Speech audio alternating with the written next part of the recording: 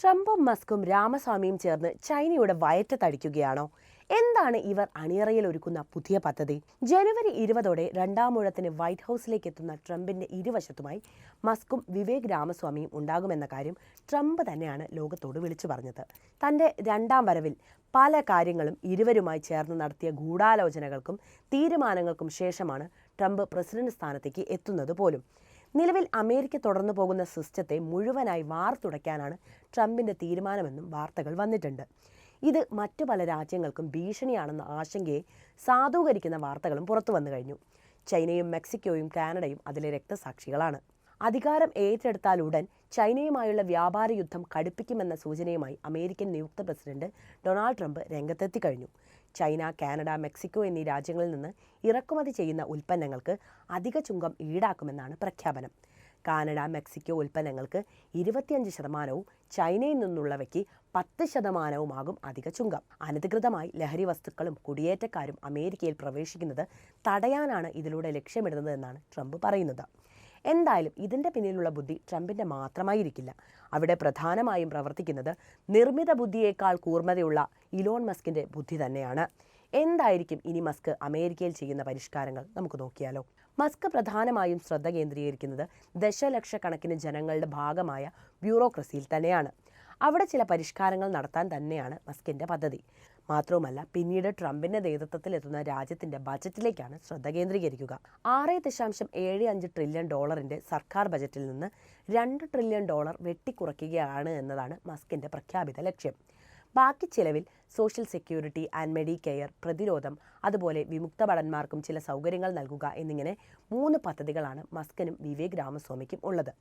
ഈ വലിയ തുകയിൽ നിന്ന് 3/4 തുക സോഷ്യൽ സെക്യൂരിറ്റിക്കും മെഡിക്കെയറിനും തന്നെയാണ് കൈമാറുന്നത്. അമേരിക്കയിലെ ജനങ്ങളുടെ ജീവിത നിലവാരം മെച്ചപ്പെട്ടതാണെങ്കിലും ഇപ്പോൾ കൂടുതൽ ഫോക്കസ് ചെയ്യേണ്ടത് അവരുടെ മെഡിക്കൽ ചെലവുകളിലേക്ക് തന്നെയാണ്. പിന്നെയാണ് മറ്റ് 2 ചെലവുകളിലും ശ്രദ്ധ കൊടുക്കുന്നത്. നവംബർ 20 ബുധനാഴ്ച വാൾസ്ട്രീറ്റ് ജേണലിൽ പ്രസിദ്ധീകരിച്ച റിപ്പോർട്ടിലാണ് നിയുക്ത പ്രസിഡന്റ് ഡൊണാൾഡ് ട്രംപിന്റെ അഭ്യർത്ഥന പ്രകാരം ഫെഡറൽ ഗവൺമെന്റിന്റെ ചെലവുകൾ എങ്ങനെ വെട്ടിക്കുറയ്ക്കണമെന്ന മസ്കിന്റെ തീരുമാനം വിശദീകരിച്ചിട്ടുള്ളത്. ഇത്തരത്തിലുള്ള പുത്തൻ ആശയങ്ങൾക്കായിട്ടാണ് ട്രംപ് മസ്കിനെയും വിവേക് രാമസ്വാമിയെയും വെച്ച് പുതിയൊരു വകുപ്പ് പോലും സൃഷ്ടിച്ചത്. ട്രംപിന്റെ ഈ നടപടി പല രാജ്യങ്ങളെയും അസ്വസ്ഥപ്പെടുത്തിയിട്ടുണ്ട് എന്നതാണ് മറ്റൊരു യാഥാർത്ഥ്യം. അമേരിക്കയിൽ അധികാരത്തിൽ വരാൻ പോകുന്ന സർക്കാരിലെ കാര്യക്ഷമതാ വകുപ്പിന് നേതൃത്വം കൊടുക്കാനും സർക്കാർ സംവിധാനം ഉടച്ചു വാർക്കാനും നിയുക്ത പ്രസിഡന്റ് ഡൊണാൾഡ് ട്രംപ് നിയമിച്ച ഇലോൺ മസ്ക് വിവേക് സ്വാമി ടീം ചൈനയ്ക്ക് കടുത്ത ഭീഷണിയാണെന്നാണ് സർക്കാർ നയ ഉപദേഷ്ടാവ് യെങ് യോങ്ങിയൻ പറഞ്ഞത്. കാര്യക്ഷമതയുള്ള അമേരിക്കൻ ഭരണ സംവിധാനം ചൈനയ്ക്ക് മേൽ കടുത്ത സമ്മർദ്ദമുണ്ടാക്കുമെന്നും അദ്ദേഹം പറയുന്നു. പൊതുപരിപാടിയിൽ സംസാരിക്കുന്നതിനിടെയാണ് ചൈനീസ് യൂണിവേഴ്സിറ്റിയുടെ ഹോങ്കോങ് ക്യാമ്പസ് ഡീൻ കൂടിയായ യോങ് നിയൻ ഇങ്ങനെ അഭിപ്രായപ്പെട്ടതെന്ന് South China Morning Post report ചെയ്യുന്നുണ്ട്. ചൈനയ്ക്ക് മാത്രമല്ല, യൂറോപ്പിന് മേൽ സമ്മർദ്ദം നേരിടേണ്ടി വരും. ദീർഘകാലാടിസ്ഥാനത്തിൽ അമേരിക്കയിലെ മാറ്റങ്ങളിൽ നിന്നായിരിക്കും ചൈനയ്ക്ക് ഏറ്റവും വലിയ സമ്മർദ്ദം നേരിടേണ്ടി വരിക.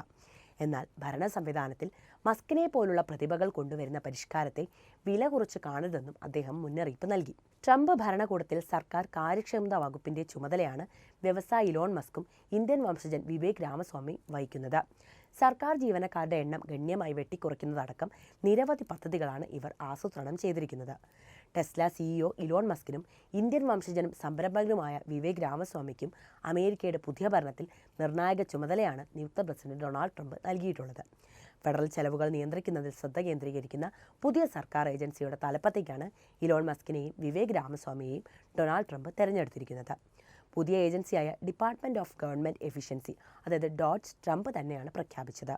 ഭരണ സംവിധാനത്തിലെ അമിത നിയന്ത്രണങ്ങൾ ഒഴിവാക്കുക, അനാവശ്യ ചെലവുകൾ വെട്ടിക്കുറയ്ക്കുക, ഫെഡറൽ ഏജൻസികളുടെ പുനഃക്രമീകരണം എന്നിവ ലക്ഷ്യം വെച്ചുകൊണ്ടാണ് ട്രംപിന്റെ ഈ നീക്കം.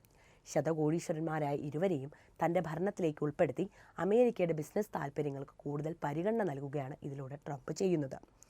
ബയോടെക് സംരംഭകനും മുൻ റിപ്പബ്ലിക്കൻ പ്രസിഡന്റ് സ്ഥാനാർത്ഥിയുമാണ് ഈ വിവേക് രാമസ്വാമി. ടെസ്ല, സ്പേസ് എക്സ്, സമൂഹമാധ്യമമായ എക്സ് എന്നിവയുടെ ഉടമയാണ് ഇലോൺ മസ്ക്. മാത്രവുമല്ല, ട്രംപിന് വേണ്ടി പണവും പ്രചാരണത്തിനും ഇറങ്ങിയ 2 വ്യക്തികൾ കൂടിയാണ് ഇവർ. ഇരുവരും പുതുതായി രൂപീകരിച്ച സർക്കാരിൻ്റെ കാര്യക്ഷമത വർദ്ധിപ്പിക്കൽ വകുപ്പിൻ്റെ ചുമതലയാണ് നിർവഹിക്കുന്നത്. ഭരണ സംവിധാനത്തിൻ്റെ പൊളിച്ചെഴുത്താണ് വകുപ്പിൻ്റെ പ്രധാന ലക്ഷ്യം തന്നെ. അമിത നിയന്ത്രണങ്ങൾ ഒഴിവാക്കുക, അനാവശ്യ ചെലവുകൾ കുറയ്ക്കുക, ഫെഡറൽ ഏജൻസികളുടെ പുനഃസംഘടന എന്നിവയുടെ പ്രഖ്യാപിത ലക്ഷ്യങ്ങളാണ്. അതിനപ്പുറത്തേക്കും പല ലക്ഷ്യങ്ങളുണ്ട് എന്നാണ് പുറത്തുവരുന്ന റിപ്പോർട്ടുകൾ അടിവരയിടുന്നത്.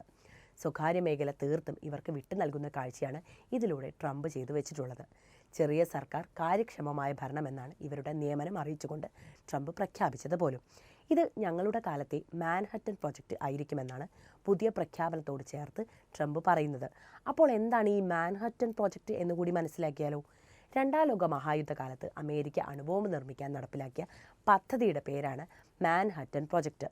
അതായത് ലോകരാജ്യങ്ങളെ എല്ലാം മാറ്റിയെടുത്ത ഒരു പദ്ധതിയായിരുന്നു ഇത്. ഇതേപോലൊരു പദ്ധതിയാണ് മൂവരും ചേർന്ന് നടപ്പിലാക്കുക എന്നതാണ് ഇതിൻ്റെ സൂചന. ഇലക്ട്രിക് കാർ നിർമ്മാതാക്കളായ ടെസ്ല, സമൂഹ മാധ്യമമായ X, rocket company space X എന്നിവയുടെ ഉടമ ഇലോൺ മസ്ക് എന്ന ശതകോടീശ്വരന്മാരെന്ന് നമുക്കറിയാമല്ലോ. തെരഞ്ഞെടുപ്പ് പ്രചാരണത്തിൽ ട്രംപിന് ഏറ്റവും കൂടുതൽ പണം നൽകിയത് ലോകത്തെ അതിസമ്പന്നരിൽ ഒരാളായ മസ്ക് തന്നെയായിരുന്നു. പണം മാത്രമല്ല, തൻ്റേതായ സ്വാധീനവും ഈ തെരഞ്ഞെടുപ്പിൽ ചെലുത്താൻ ഇലോൺ മസ്ക് പ്രത്യേകം ശ്രദ്ധിച്ചിട്ടുമുണ്ട്. മസ്കും വിവേകും ചേർന്ന് തൻ്റെ സർക്കാരിൻ്റെ ഉദ്യോഗസ്ഥതല പ്രവർത്തനങ്ങൾ പുനഃക്രമീകരിക്കുമെന്നും അപ്രായോഗിക നിയന്ത്രണങ്ങൾ ഒഴിവാക്കുമെന്നും അധിക ചെലവുകൾ നിയന്ത്രിക്കുമെന്നും ട്രംപ് പ്രസ്താവനയിലൂടെയാണ് വ്യക്തമാക്കിയത്.